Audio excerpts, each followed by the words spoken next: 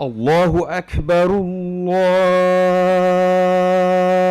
أكبر أشهد أن لا إله إلا الله أشهد أن لا إله إلا الله أشهد أن محمدا رسول الله أشهد أن محمدا رسول الله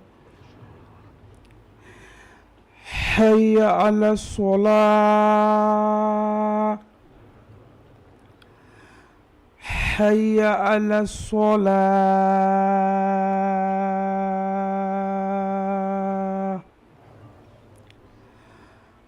حي على الفلاح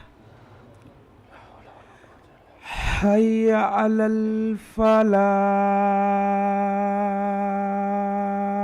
الفلاح الله أكبر الله أكبر لا إله إلا الله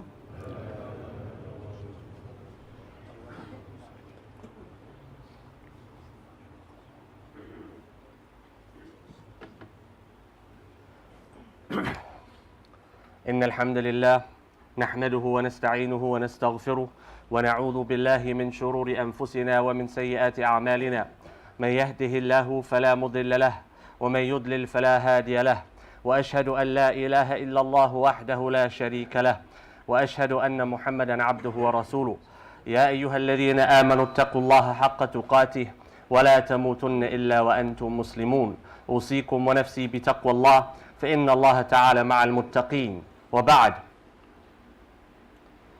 We are coming close to 75 years of the occupation of Palestine, Palestine, and more importantly, Al-Masjid Al-Aqsa, and the blessed land that Allah subhanahu wa ta'ala mentions in the Quran that the Prophet alayhi salatu wasalam traveled up to the heavens from Al-Aqsa, an issue which is not an issue of nationality, nor is it an issue of ethnicity, nor is it simply an issue of oppression and justice, but in fact it's an issue of aqeedah. For the Muslim, the issue of Palestine is an issue of aqeedah, and that has to be made clear, and we have to understand that. And so long as we are Muslims, the Palestinian issue will be our issue.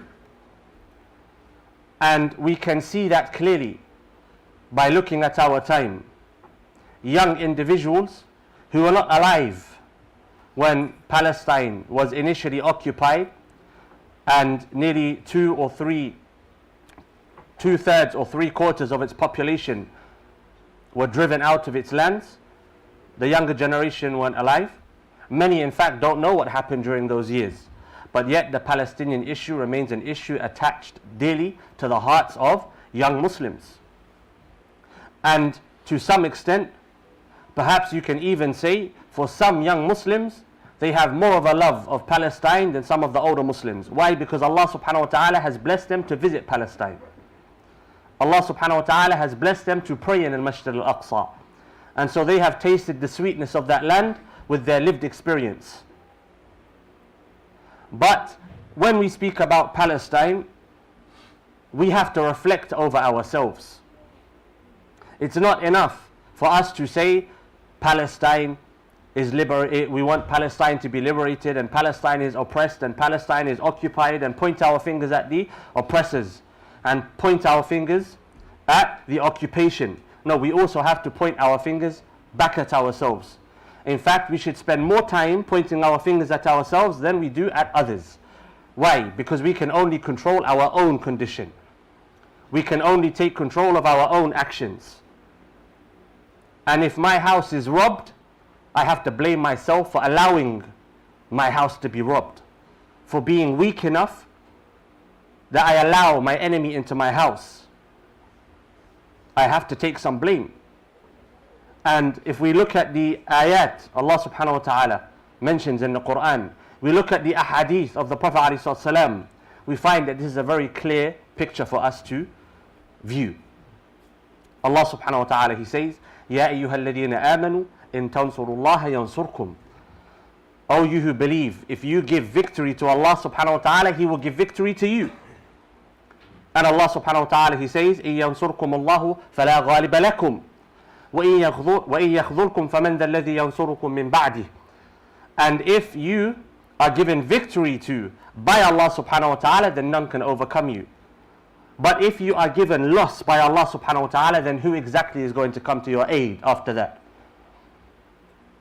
Allah subhanahu wa ta'ala is telling us our only way to victory in this life and in the next life is through Him. Through Him.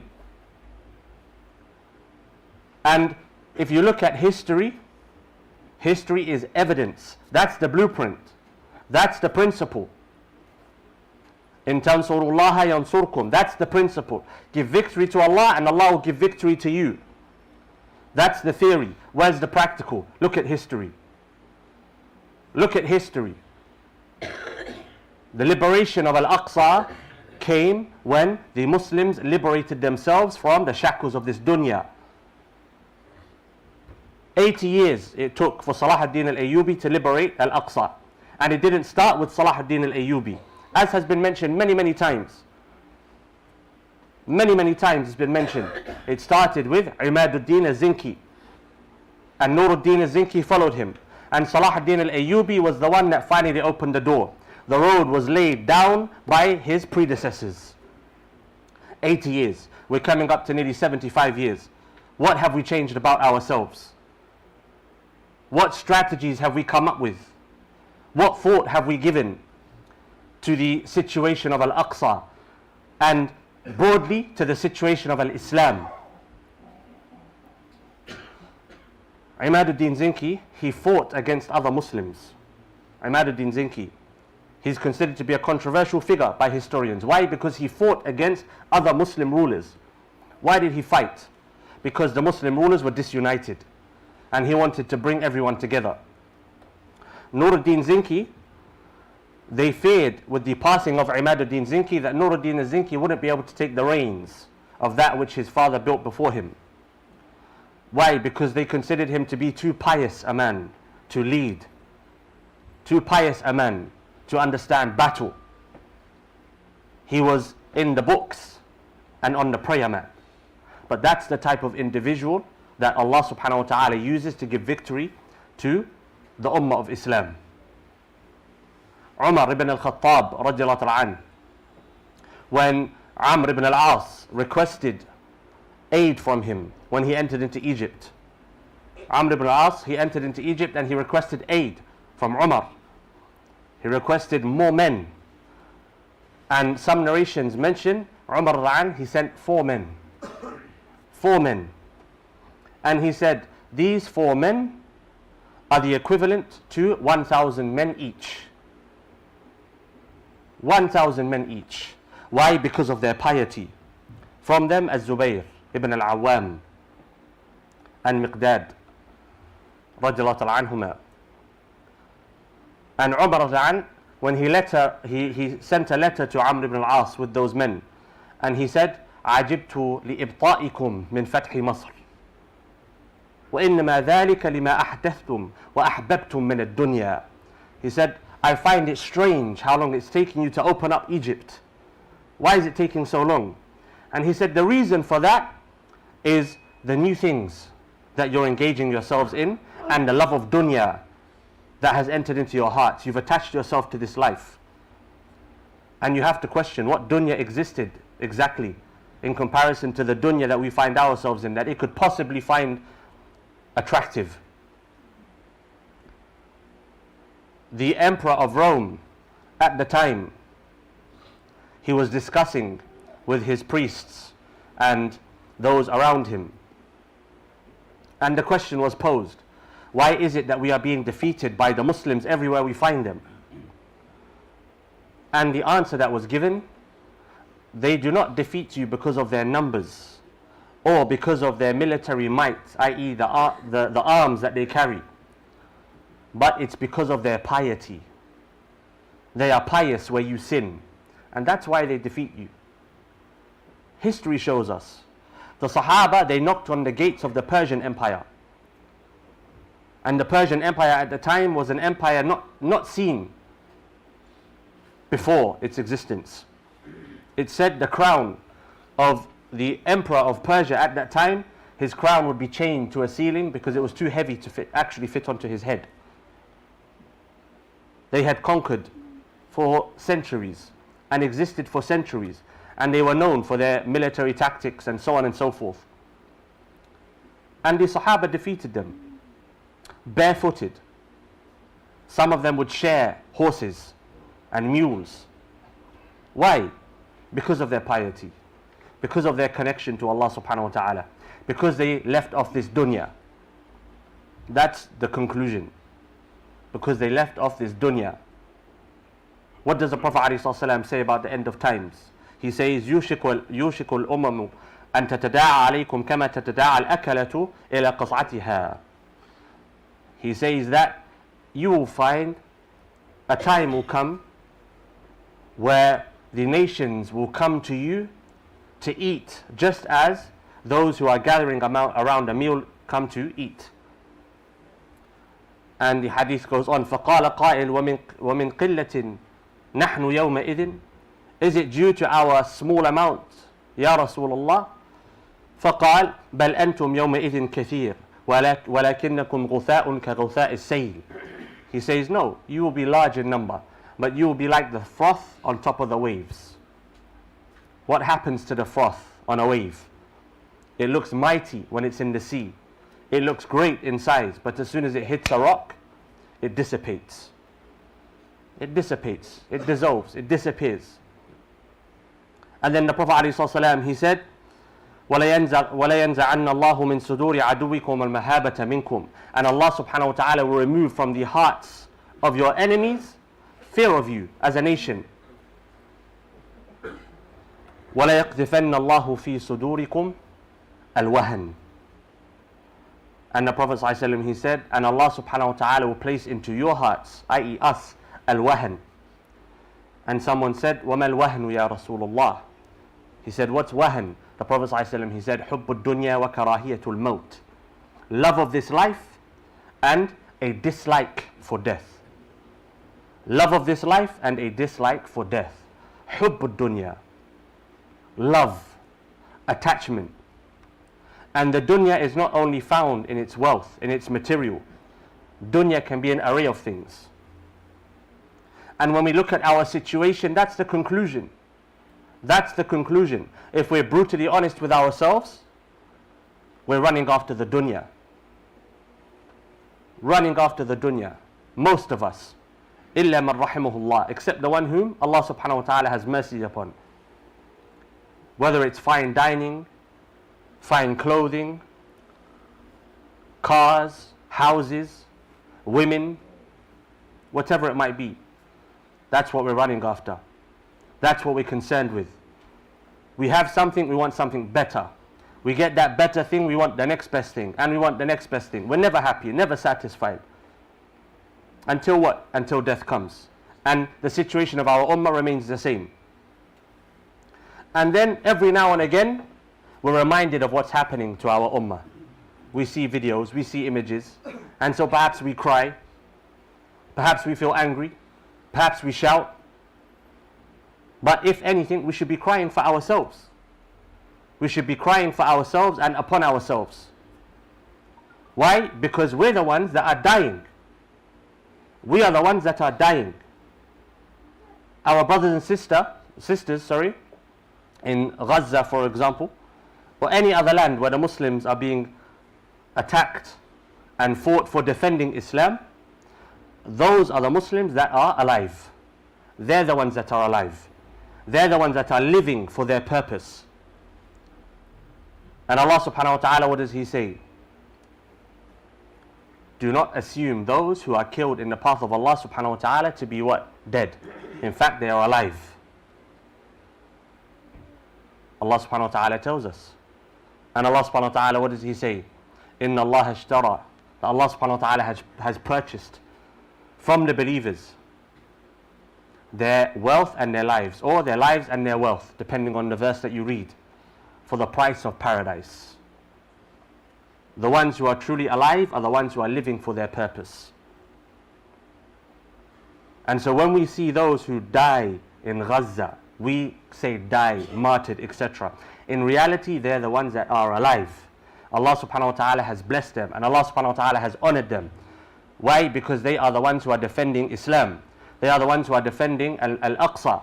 They are the ones who are inheritors of those who stood up for Islam before them. And we are the ones who are dying slowly, drowning slowly. And the worst type of death is a silent death. A death where you don't realize you're dying. You don't realize you're dying. And Allah subhanahu wa ta'ala describes the non-Muslims as what? أموات غير أحياء. Allah subhanahu wa ta'ala says, أموات غير أحياء. They are dead, not alive. The walking dead. The walking dead. Why are they the walking dead? Because they don't believe in Allah subhanahu wa ta'ala and they chase after this life. So if we follow in their footsteps, what happens to us? We become like them. We become like them. Especially for those that leave off the foundations of their deen. The Prophet ﷺ, what did he say? العهد الذي بيننا وبينهم الصلاة فمن تركها فقد كفر. The one, that which distinguishes between the Muslim and the non-Muslim is the prayer. So the one who leaves it off, he has committed an act which is similar to the acts of the non-Muslims. He's imitating the non-Muslims. Why? Because that which differentiates us and them is the salah, our deen. Allah subhanahu wa ta'ala, He says, وَمَا خَلَقْتُ الْجِنَّ وَالْإِنسَ إِلَّا لِيَعْبُدُونَ. I have not created jinn and man except but to what? Worship. And Allah subhanahu wa ta'ala told the angels, He's going to place on this earth what? A khalifa. What's a khalifa? A vicegerent, a deputy, one who does on earth that which Allah subhanahu wa ta'ala commands him to do. That's our purpose. That's our purpose. But we've been fooled by the dunya. We've been fooled by this life. We run after it and we lie to ourselves. And we tell ourselves, I'm not running after the dunya. No, we are. We are running after the dunya. We have to wake up. We have to wake up and we have to realize we're running after this dunya. If we compare ourselves to the Sahaba, to the Tabi'een, to those who came after them, we're running after this dunya. If you have a family and you have children and you're not taking care of your responsibility because you're looking for comfort and happiness elsewhere, you're running after the dunya. If you have wealth and you're not spending it for Islam, then you're running after the dunya. If you have strength and you're not using it for Islam, you're using it for something else, dunya. What else is there? Everything that we have, Allah subhanahu wa ta'ala has given it to us for one single purpose. One purpose, to worship Him. And the worship that we do depends on the circumstance we find ourselves in. At prayer time, we pray. In Ramadan, we fast. In a time of weakness, what type of worship are we supposed to be doing? And are we doing it? And if we look to the youth, Allah subhanahu wa ta'ala has blessed us with strong youth, intelligent youth. What are we allowing them to run after? Young men now dancing around on videos like women for likes. Young men dancing around like women, shaking themselves like women. Is that the ummah of Islam? That's not what we should be like. Likewise, our women, allowing them to go online, beautifying themselves. We have become engrossed in dunya and then we want to complain about our situation. And we have the audacity to blame others. No, blame yourself. Blame yourself first. Change your situation. And Allah subhanahu wa ta'ala will change the rest of that which we can't control. And we only have to look to history. And history will show us. As Umar he said, Allah subhanahu wa ta'ala granted us izzah through Islam. And Allah subhanahu wa ta'ala, He says, Ya ayyuhalladhina amanu udkhulu fi silmi katha. O you who believe, enter into Islam in totality. Dive into Islam. Don't dip your toes in the water and take what you like. Dive into Islam. Islam is not simply the prayer and the fasting and the zakat. And no, that's not Islam in its holistic picture. Islam is far more than that. Those are the foundations. Those are the foundations. When we actually apply Islam properly as individuals and as a collective, then we'll see our situation change. Why do I say all of this? Because it's 75 years, nearly 80 years. And if we seriously want to see a change in Al-Aqsa and globally, then we have to be the ones that make that change. We have to stand up and say, I'm leaving off this life. We have to stand up and say, I don't want any more dunya. I want to work for the akhirah. Our young brothers and sisters have to stand up and say, I'm going to dedicate myself to Allah subhanahu wa ta'ala and the application of Islam in this dunya. And we have to raise young men and young women that have that aspiration. We have to raise young men and young women whose hearts are attached to Allah subhanahu wa ta'ala and attached to that which Allah subhanahu wa ta'ala wants to see from them, regardless of the consequences. Those who are willing to give up their time, their intellects, their strength, and if need be, their lives for the sake of Allah subhanahu wa ta'ala and His Messenger. That's what we need to be doing. That's what we need to be focusing on. That's who we need to raise. And the more we engross ourselves in this dunya, the more we run after this dunya, the worse our situation is going to become. Ibn Aqil, a famous commentator on a poem in the Arabic language, Alfiyat ibn Malik, which is a poem in I'rab Nahu. He mentions a line of poetry. He says, تَرْكُ يَوْمَ نَفْسِكَ وَهَوَاهَا سَعْيٌ لَهَا فِي رَدَاهَا. He says, to simply leave your nafs, to simply leave your nafs for one day running after what it wants. One day running after what it wants, you're basically grabbing your nafs by the hand and taking it towards its destruction. One day. One day. Our entire culture is based upon what? Giving the nafs what it wants. That's our culture. Capitalism is based upon consumerism. Why? Because consumerism drives the market. Consumerism is good for the economy. But what does it do to us? It destroys us. Destroys our souls. Destroys our lives. And here the poet is saying, to allow yourself to follow itself for one single day, you are leading yourself to destruction.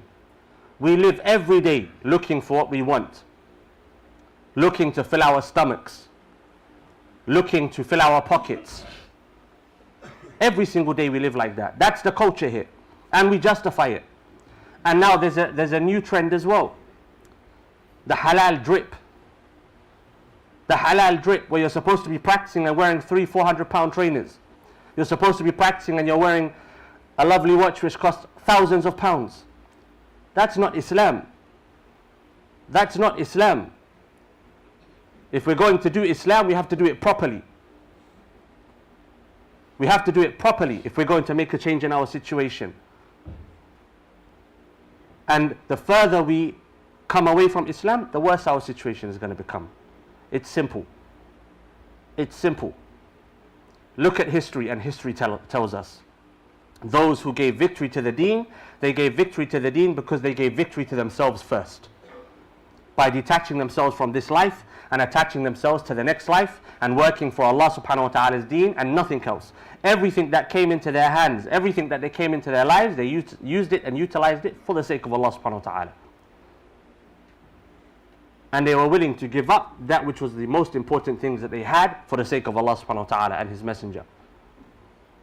If we're not willing to do that, then we're not ready to talk about external enemies.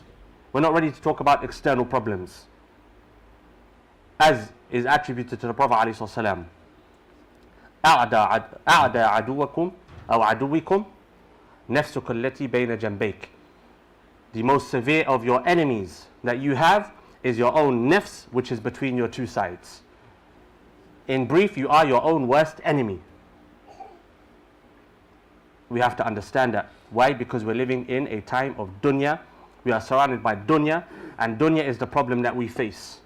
Dunya is the reason that we can't stand up. Dunya is what is destroying our homes. Dunya is what is destroying us. And so yes, we stand with our brothers and sisters in Palestine. Yes, we show solidarity with them. But if we're serious about making a change, then we have to change ourselves. أقول قولي هذا واستغفر الله لي ولكم ولسائر المسلمين فاستغفروه إنه هو الغفور الرحيم.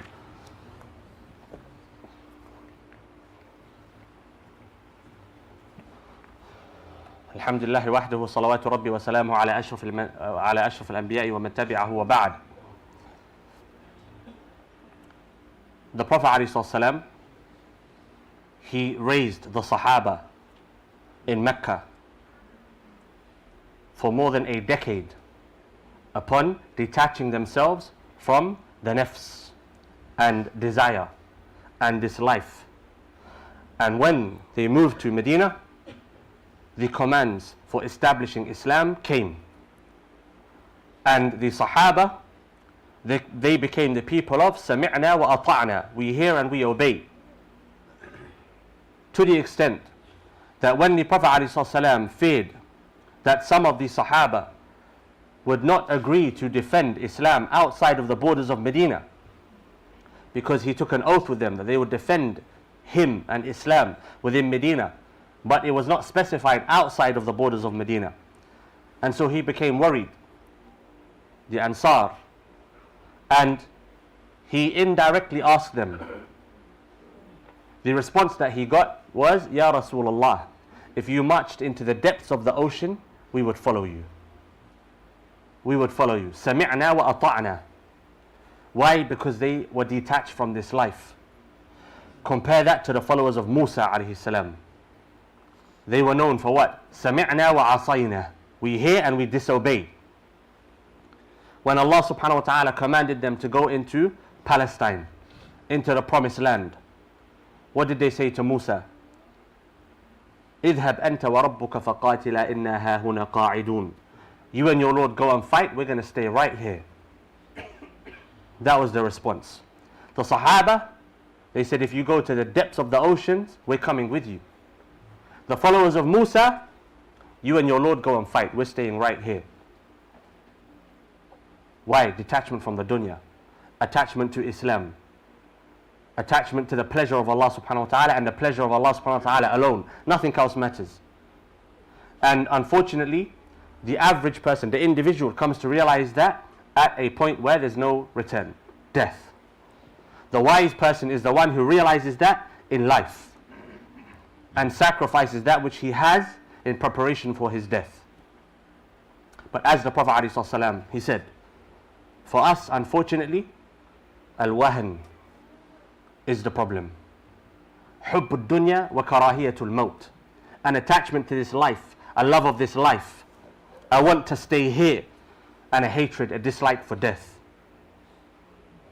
The Sahaba, they were the opposite. Umar radiallahu anhu, when the crowns and the pearls and the jewels and the gold and the silver of Persia and the Eastern Roman Empire came to him, he cried, he wept. And he said, this was not placed in front of those who are better than me, the Prophet ﷺ and Abu Bakr. But yet Allah subhanahu wa ta'ala is giving it to me. Umar, he feared that this was a hastening of the reward for his actions in the dunya, because he would have nothing in the akhirah. When the dunya opened up to him, he feared it was a punishment. But for us, when the dunya opens up for us, we assume it's a blessing. Yet Allah subhanahu wa ta'ala tells us in the Quran that Allah subhanahu wa ta'ala opens up the dunya for the non-Muslims to distract them and punish them with it. We assume if I'm poor, it's an affliction from Allah subhanahu wa ta'ala. Not realizing that the poor are the first to enter into Jannah. Not realizing that the Prophet ﷺ died poor.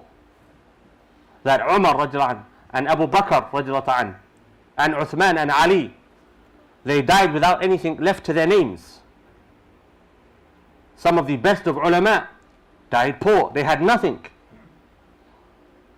And they didn't see this dunya as anything to be chased. We have to realize where we are. And we have to detach our hearts from this place. And then we can change our situation. May Allah subhanahu wa ta'ala make that the case. Allahumma salli ala Muhammad wa ala ali Muhammad kama sallaita ala Ibrahim wa ala ali Ibrahim innaka Hamidum Majid. Warda Allahumma an Abi Bakr wa an Umar wa an Uthman wa an Ali wa an sa'ir ashabati ajma'in. Allahumma tub alayna wa afu anna. اللهم يا رب العالمين نجنا من الدنيا اللهم نجنا من الدنيا اللهم نجنا من الدنيا إنك مجيب الدعوات وأقم الصلاة.